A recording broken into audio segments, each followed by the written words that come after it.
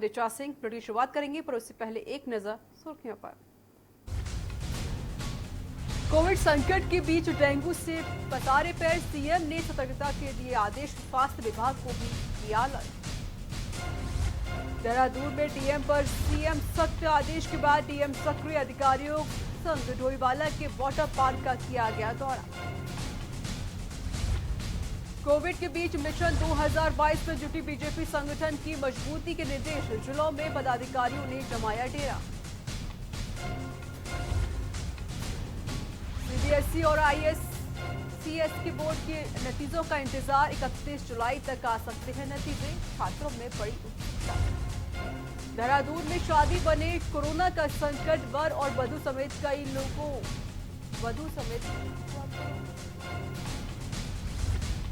और देश भर में कोविड का कहर जारी, 3,500 के पार पहुंचा संक्रमितों का आंकड़ा, 71 नए मरीज मिलने से हटा।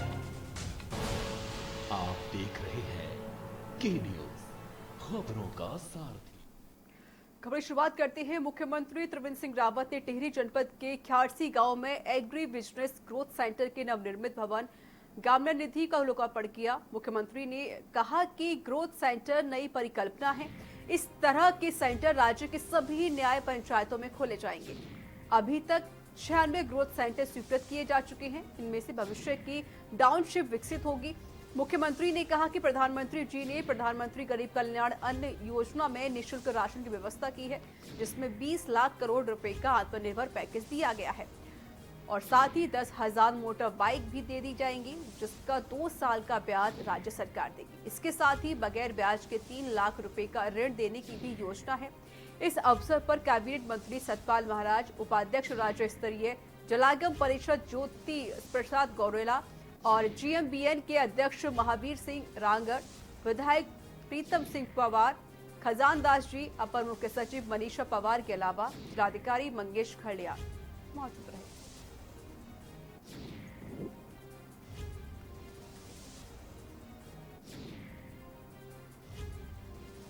प्यारे भाइयों बहनों, नमस्कार। मैं आपसे एक विशेष और महत्वपूर्ण अपील कर रहा हूं। बरसात का मौसम है और जहां कोरोना आज संक्रमित लोगों की संख्या बढ़ रही है, वहीं डेंगू की भी शुरुआत हुई है और इसलिए मैं आपसे आह्वान करता हूं कि हर रविवार रहें तैयार, हर रविवार रहें तैयार। सुबह 9 बजे 15 मिनट डेंगू पर करें वार, यानी कि रविवार 9 बजे हमको कुछ समय डेंगू के मच्छरों को हटाने के लिए काम करना है।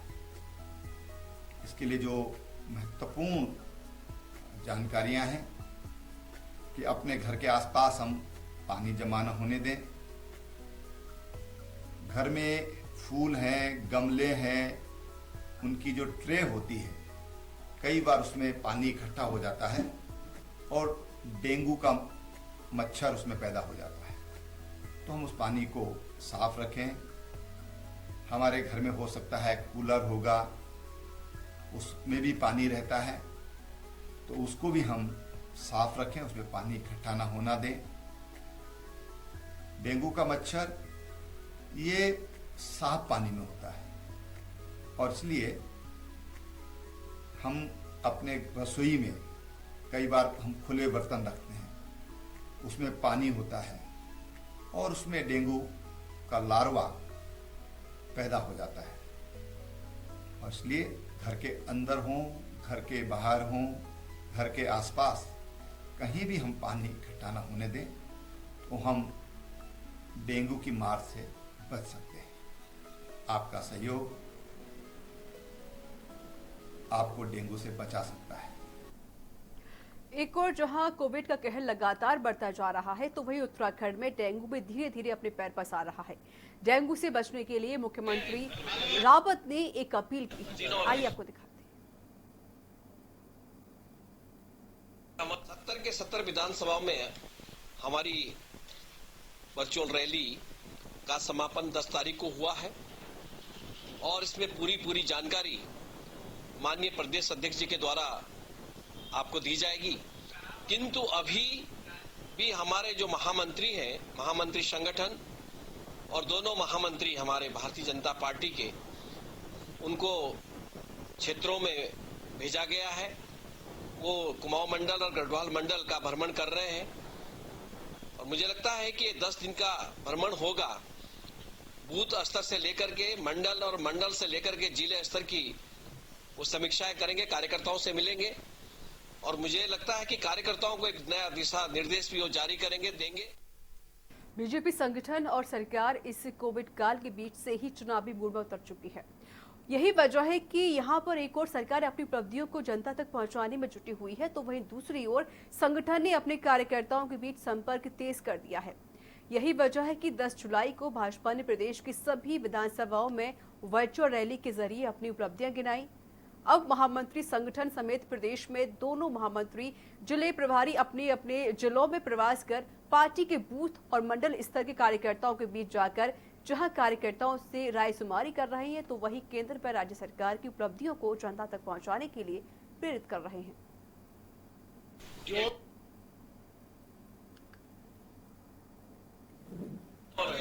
जैसे ये रूट बनाया एक हमारा कुमाऊं मंडल है, एक हमारा गढ़वाल मंडल, एक जौनसार भी कर दो। जौनसार तो उसी में आ गया ना। अपने महामंत्री संगठन गए, तीन हो गए, तीनों एक राउंड हो गया, एक साथ तीनों अलग अलग गए ना। लॉकडाउन के बाद अब श्रद्धालु बद्रीनाथ धाम पहुंचने लगे हैं। बता दें कि राज्य में मिली अनुमति के बाद श्रद्धालु चारों धामों के दर्शन के लिए आ रहे हैं। इसी कड़ी में अभी तक बद्रीनाथ में 4045 श्रद्धालु बद्री विशाल के दर्शन कर चुके हैं। जिला प्रशासन ने सभी बद्री धाम में श्रद्धालुओं के लिए पूरी व्यवस्था की है ताकि श्रद्धालुओं को धाम में कोई दिक्कत ना हो।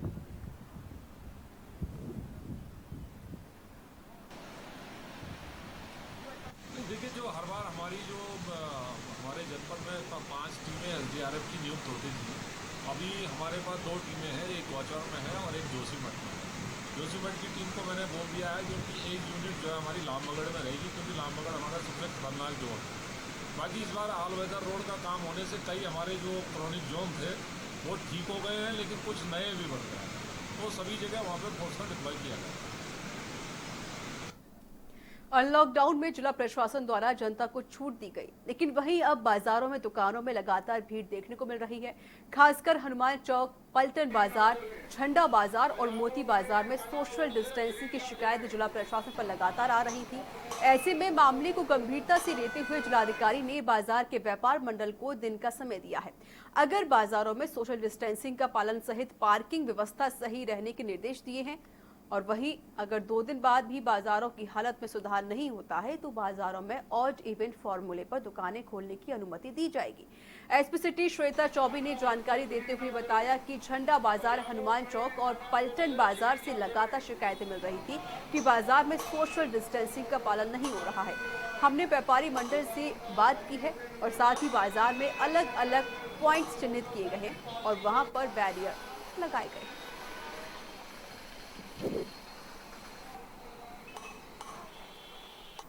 देखिए, अभी जो मार्केट में लगातार हमें शिकायतें मिल रही थी, झंडा बाज़ार और स्पेशली हनुमान चौक, पलटन बाज़ार वाला हमारा जो कंजेस्टेड एरिया है, वहाँ पे सोशल डिस्टेंस जो है उसका अनुपालन नहीं हो पा रहा है। अभी जो हमने व्यापारी संगठन जितने हैं उनसे वार्ता की है और उसमें हमारे अलग अलग पॉइंट्स जो हैं हमारे मुख्य बाज़ार में वो हमने चिन्हित किए हैं। उनमें हमारे द्वारा बैरियर्स लगाए गए हैं। वाहनों का मूवमेंट जो है वो इन एरियाज़ में थोड़ा सा कम करवाया गया है। उनके लिए पार्किंग स्पेस चिन्हित किए हैं जहां उनकी वाहनों को पार्किंग करवाया जा रहा है। सीबीएसई आईसीएसई के रिजल्ट आने के बाद उत्तराखंड में बोर्ड परीक्षा के परिणामों को लेकर स्टूडेंट में उत्सुकता दिखाई दे रही है। वहीं प्रदेश में बोर्ड के रिजल्ट शिक्षा सचिव आर मीनाक्षी सुंदरम का कहना है कि बोर्ड एग्जामिनेशन के करेक्शन पूर्ण हो चुके हैं। रिजल्ट इस माह की 25 तारीख से 31 के बीच घोषित कर दिए जाएंगे।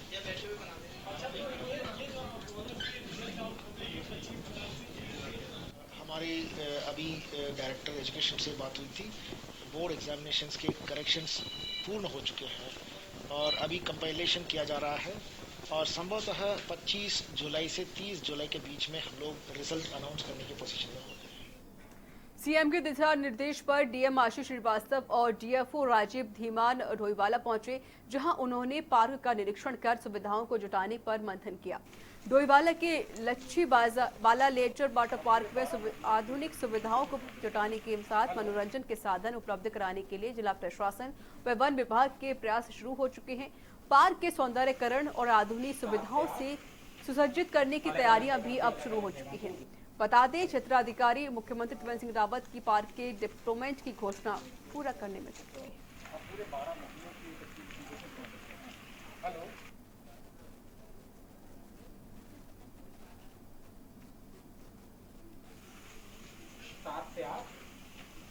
अलग अलग जगह पे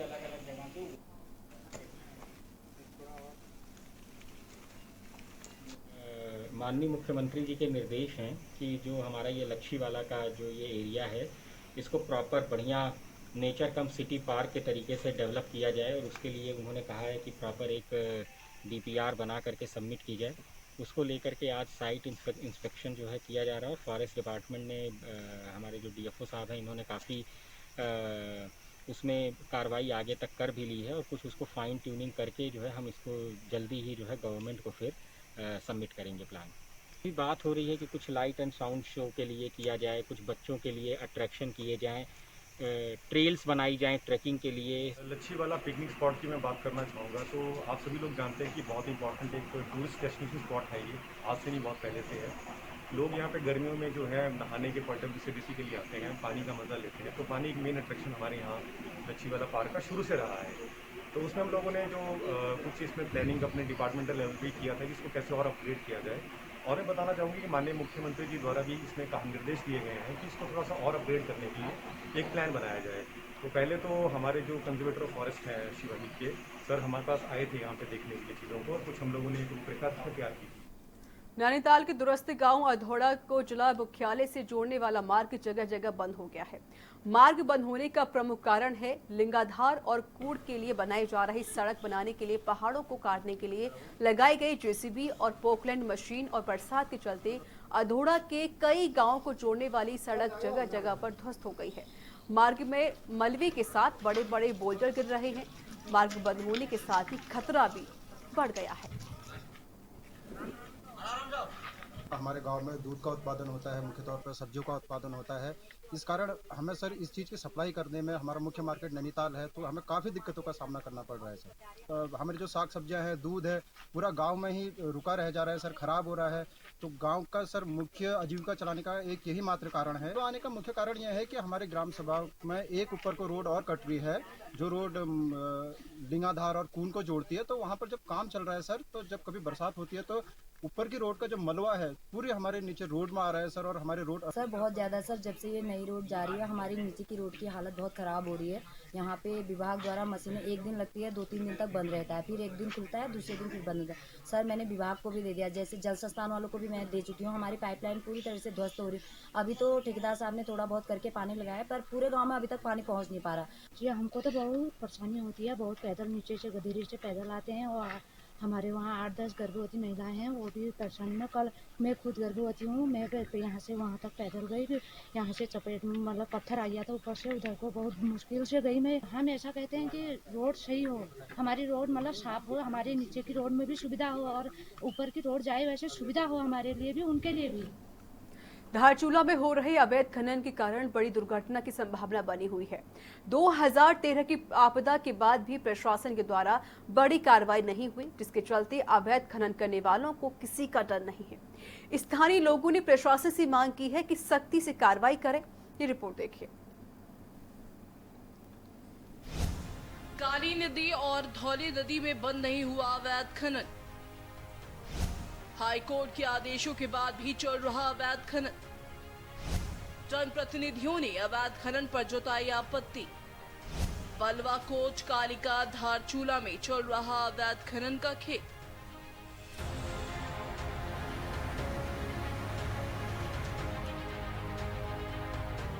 सीमांत क्षेत्र धारचूला में काली नदी और धौली नदी के किनारे चल रहे अवैध खनन को हाईकोर्ट में चुनौती देने वाली बलवा कोट निवासी की जनहित याचिका पर न्यायालय द्वारा डीएम पिथौरागढ़ से जवाब तलब किया गया था, जिसमें सरकार के द्वारा आश्वस्त किया गया था कि 30 जून के बाद रिवर ट्रेनिंग तथा अवैध खनन का कार्य काली नदी के किनारे नहीं होगा, जिसके बाद हाईकोर्ट के द्वारा दायर जनहित याचिका का निस्तारण कर दिया गया था।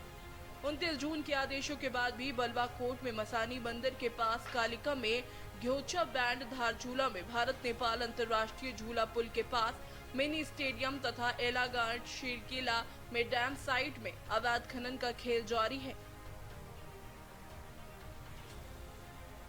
लगातार बढ़ रहे काली के जलस्तर के बीच बेखौफ खनन का कार्य चलने से जनप्रतिनिधियों तथा स्थानीय लोगों में गहरा आक्रोश व्याप्त है। साथ ही अवैध खनन करने वाले नदी के किनारे अवैध भंडारण भी कर रहे हैं। प्रशासन इस पर मौन है। धारचूला में हो रहे अवैध खनन के कारण बड़ी दुर्घटनाओं की संभावना बनी हुई है। 2013 की आपदा के बाद भी प्रशासन के द्वारा बड़ी कार्रवाई नहीं हुई, जिसके चलते अवैध खनन करने वालों को किसी का डर नहीं है। स्थानीय लोगों ने प्रशासन से मांग की है कि सख्ती से कार्रवाई करे। उनके बाद काली नदी के किनारे कोई खनन नहीं होगा, चाहे वो वैध हो चाहे अवैध हो। और इस संबंध में मैं कहना चाहूँगा कि लगातार छोटे छोटे स्तर पर जैसे बलवा कोट है, कालिका है, धारचूला के नदी तट के किनारे है और चिरकिला में छोटे छोटे स्तर पर लगातार अवैध खनन जारी है। मैं प्रशासन से मांग करूँगा कि अवैध खनन बंद करे और जो हाईकोर्ट के आदेश है उसका अनुपालन करे। सीमांत धारचूला में नदी किनारे खुलेआम खनन का कार्य चल रहा है, वहीं प्रशासन अनभिज्ञ बना हुआ है। ऐसी स्थिति में अवैध खनन करने वालों के हौसले बुलंद है और प्रशासन को भी नहीं पूछ रहे हैं। खुलेआम गाड़ियों से माल बेचा जा रहा है। अवैध खनन की जहाँ तक बात है तो काली नदी में कहीं पर भी अवैध खनन नहीं होता है।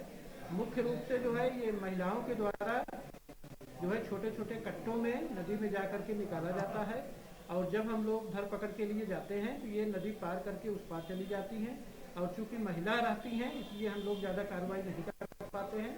लेकिन अब हम लोगों ने एक चीज़ ये निकाला है कि अब इनकी फोटोग्राफी करेंगे और उसके बाद पहचान में आई हुई महिलाओं के ऊपर हम जुर्माना डालेंगे। बहरहाल खनन को लेकर लगातार सख्ती नजर आ रही थी, लेकिन धौल नदी और काली नदी में हो रहे अवैध खनन को लेकर प्रशासन मौन क्यों है, यही सबसे बड़ा सवाल है। डेस्क रिपोर्ट के न्यूज इंडिया।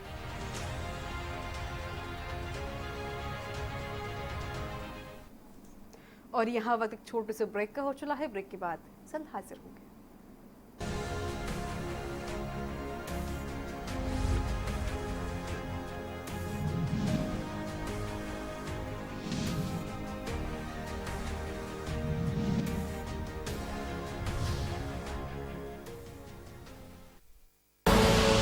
आप देख रहे हैं के न्यूज, खबरों का सारथी। नमस्कार। कोरोना के खिलाफ इस लड़ाई में सबसे ज्यादा जरूरी है लोगों की जान बचाना, और इसमें मुझे आपकी मदद की जरूरत है। लोगों को प्लाज्मा मिलने में तकलीफ ना हो, इसके लिए दिल्ली सरकार ने भारत का पहला कोरोना प्लाज्मा बैंक बनाया है। अगर आपको ठीक हुए 14 दिन हो चुके हैं तो आप भी प्लाज्मा डोनेट करके किसी भी कोरोना संक्रमित व्यक्ति की जान बचा सकते हैं। और हाँ, घबराइए नहीं, प्लाज्मा देने में आपको कोई कमजोरी नहीं आएगी। किसी की जान बचाने का मौका बहुत कम लोगों को मिलता है। आज आपके पास ये मौका है। मेरी आपसे प्रार्थना है, आगे आएं और प्लाज्मा डोनेट करें। खुदी को आजमाया है तो ये अंदाज आया है, खुदी को आजमाया है तो ये अंदाज आया है।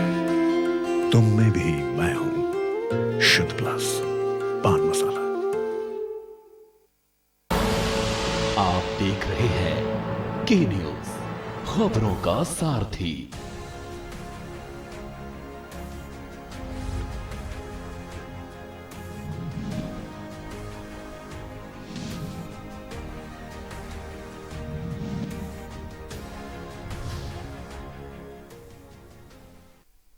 ब्रेक के बाद स्वागत है। खबरों में आगे बढ़ते हैं। मंगलौर क्षेत्र के आसफ नगर कावड़ पटरी मार्ग पर एक युवक का शव मिलने से हड़कंप मच गया।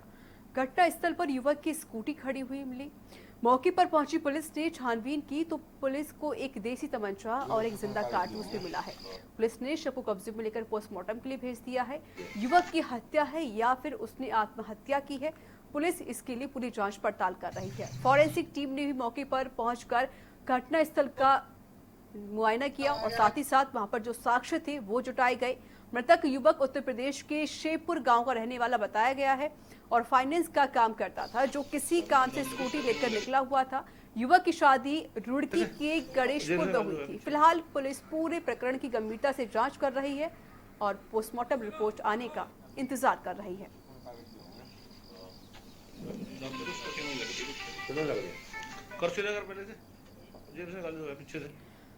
देहरादून शहर की विभिन्न समस्याओं को लेकर उत्तराखंड क्रांति दल ने देहरादून नगर आयुक्त को ज्ञापन सौंपा है।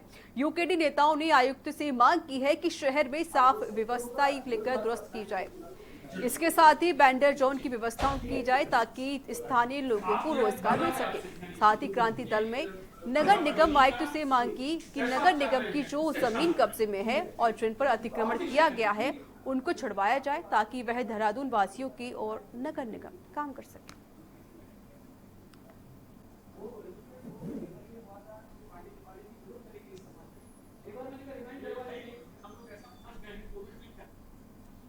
सीएम त्रिवेंद्र सिंह के ऐलान के बाद डीएम देहरादून आशीष श्रीवास्तव ने तमाम अधिकारियों के साथ डोईवाला के नेचर और वाटर पार्क का निरीक्षण किया। पार्क के सौंदर्यीकरण और आधुनिकीकरण सुविधाओं से सुसज्जित करने के लिए तैयारियों पर जोर दिया जा रहा है। वहीं शासन प्रशासन ने मनोरंजन के साथ ही कराने के प्रयास किए जा रहे हैं।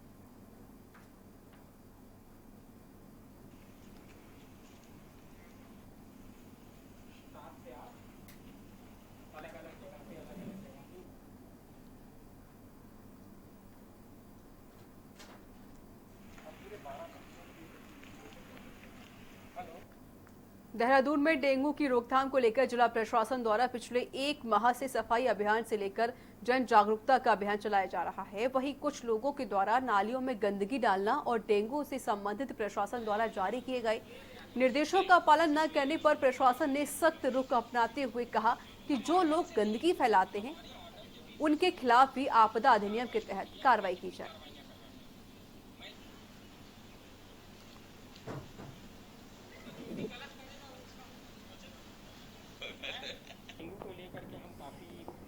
लगभग 1 माह हो गया जब से हम फील्ड में ये अभियान चला रहे हैं और सभी लोगों के यहाँ इंडिविजुअली भी चेक किया जा रहा है और सार्वजनिक जगहों पर भी इसकी तलाशी की जा रही है। और नगर निगम की टीम और हमारी स्वास्थ्य की टीम कंटिन्यूअस लगी हुई है कि डेंगू के इसके किस तरीके से रोकथाम हो। तो अभी हम अपने पूरा प्रयास कर रहे हैं और आगे भी इसी तरीके से प्रयास करते रहेंगे कि किसी तरीके से डेंगू के प्रसार को रोका जा सके। खबरों में आगे बढ़ती है। खबर मंगलौर से है, जहां स्वच्छ भारत मिशन के ब्रांड एम्बेसडर मोहल्ले वासियों के साथ नगरपालिका परिषद के बाहर भूख हड़ताल पर बैठने को मजबूर हो गए हैं। शहर में जगह जगह हो रहे जलभराव से परेशान कस्बे वासियों ने शासन से लेकर प्रशासन तक गुहार लगा चुकी हैं, लेकिन जलभराव की समस्या का अभी तक कोई समाधान नहीं हो पाया है। मंगलौर नगर पालिका परिषद शिकायत के बाद भी जलभराव की समस्या से अनजान बना हुआ है, जिससे मजबूर मंगलौर कस्बे के नगरपालिका परिषद द्वारा बनाए गए स्वच्छ भारत मिशन ब्रांड एम्बेसडर कारी नसीम अपने वासियों के साथ नगरपालिका परिषद के परिसर में 1 दिवसीय भूख हड़ताल पर बैठे हुए हैं। जल्द ही समस्या का समाधान न होने पर अनिश्चितकालीन भूख हड़ताल की चेतावनी भी दी है।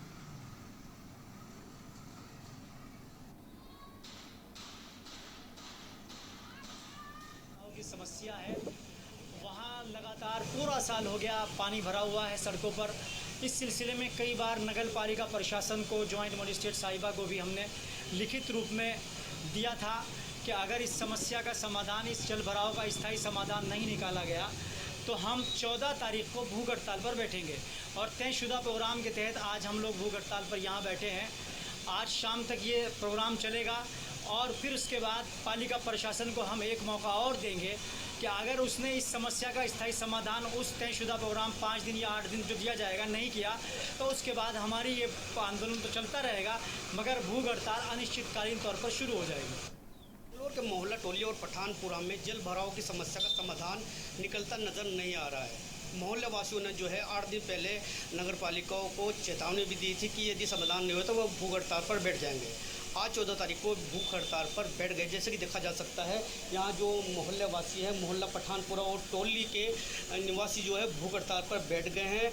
और मैं दिखाना चाहूँगा नगर पालिका के सामने ही बैठे, ये सामने ही नगर पालिका का द्वार है, इसके सामने ही जो निवासी हैं ये बैठे हुए हैं। और मोहल्ला टोली और जो पठानपुर है करीब 2000-3000 की जो निवासी हैं वो इस समस्या से ग्रसित हैं और इनकी समस्या का समाधान निकलता नज़र नहीं आ रहा है।